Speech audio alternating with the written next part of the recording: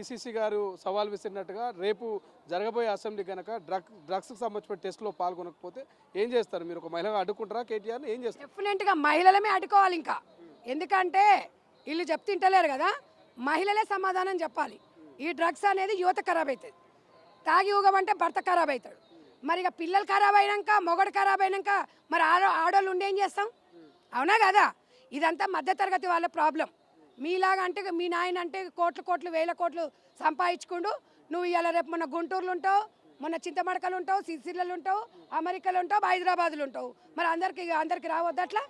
ఇలా రెక్కాడతా కానీ డొక్కాడదు. అలాంటి పరిస్థితుల్లో తెలంగాణ రాష్ట్రం ప్రజలు ఉండరు.